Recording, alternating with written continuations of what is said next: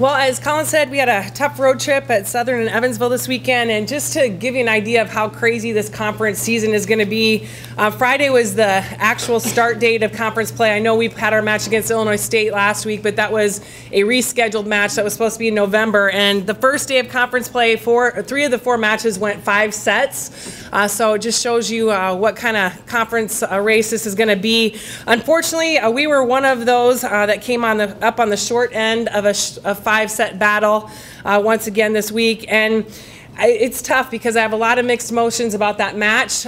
We have gone into Southern probably the last 4 or 5 years and have not played well at all. And I thought we played really, really well on Friday. So it's tough to come out of there with a loss, especially how we felt about how we played. Some things that we did well, you know, they're a team that I talked about that can really get you out of your game because of the speed of their offense. I did not think it affected our offense at all in terms of, I thought we made good decisions as far as the setter goes. We were very balanced offensively. We probably had a few more errors than we have over the last few weeks, but not a crazy amount, so I thought we did some good things. We initially executed the game plan very well. 3 of their best attackers were held well below their average. I think the biggest thing is Southern made a few adjustments that we did not adjust well after that. They had a couple kids that we really had trouble once their better kids weren't doing what they normally do, that really stepped up for them, that we had a lot of trouble defending. So we have to be better at responding to the changes that we're forcing teams to make. I think our serving, I talk about that as being a real plus for us. I think that could have been better for us. We were kind of in and out of tough serving. We missed a few zones that I think were at probably crucial points that could have helped us out. But when you look at the match, the 2 games we won by 6 and 7 points. The 3 games we lost were all by 2 points. So we have to find a way to finish out those tight sets. And we have been doing that this year. We've had opportunities to be in that position a lot. But just some crucial mistakes that I look at. The positive side is we didn't let, you know, for example, we had a ball that fell between 2 people. You don't want to see that this time of year. But the positive side of that is we didn't allow that to affect the next play, which in, you know, earlier this season I would have said that would have snowballed into 3, 4, 5 maybe points.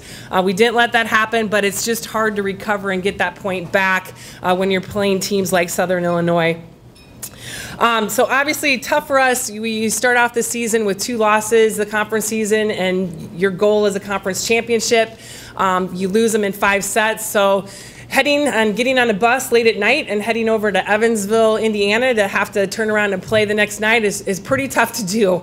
And I give these kids a ton of credit because they were definitely hurt and frustrated with Friday's loss, especially when they felt like they put everything they had out there on the court.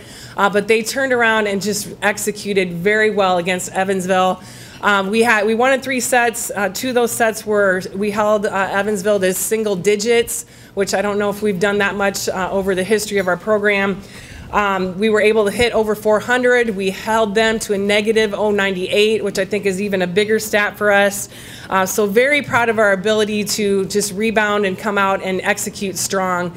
The other cool thing about the Evansville match will be something I will remember forever as a coach. We got 3 players that was their first time on the court as Panthers, and Maddie McNeil was an outside hitter, came in for us.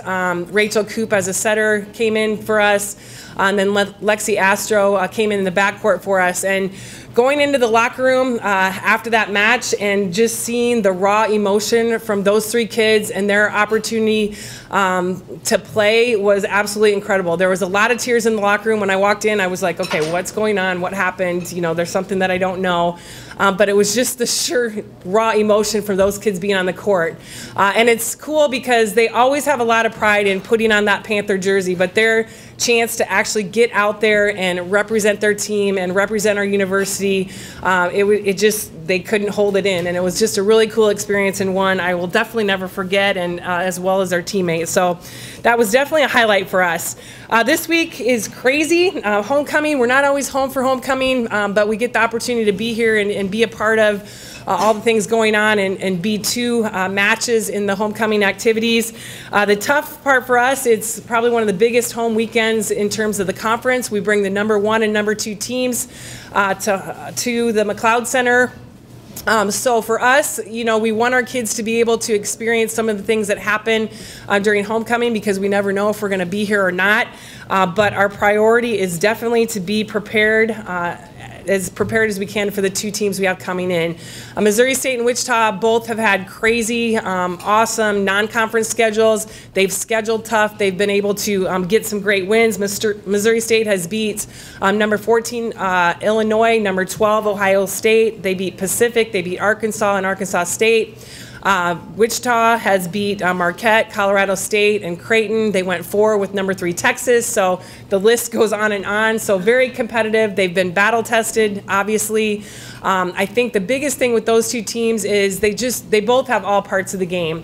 Missouri State has the returning Player of the Year in Lily Johnson. Lindsay Wright's been exceptional for them this year, but they are also very balanced in all the other positions. So if you put all your focus on those two kids, they have other kids that are going to make you pay the price. So we have to be very strategic in how we defend them.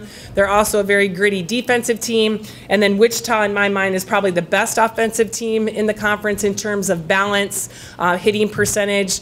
And they have their setter, Emily Hebert, will be the most offensive setter we've seen this year. We actually have not had a lot of teams that have had offensive setters, so that'll be something new and something we definitely need to prepare for this week, as we have not practiced that a lot because we haven't had those opportunities to go against those types of kids. So a very busy week for us in terms of preparation. Obviously, we want to be fresh and ready to go for what we know is going to be a couple great battles this weekend. We do have possibly an alumni match at the McLeod Center at 12 o'clock on Saturday. We're still trying to recruit a few people so we can actually have 6-on-6. Right now it's more like 4-on-4. So, but we will have it if we can get enough people to play. Any questions? How much are you planning on watching tonight's matches that Missouri State and Wichita State are going to play in? Our biggest, we will watch that after the fact just because, you have the ability to fast forward and rewind some of those things. But they played each other this weekend. That's the other thing. That is going to be a great match for us to scout. Missouri State and Wichita played a 5-game set at Missouri State, with Wichita coming up on the win of that. So that has been our biggest focus because we actually have started that this morning. But we'll watch those matches for sure on Tuesday. All right, thank you.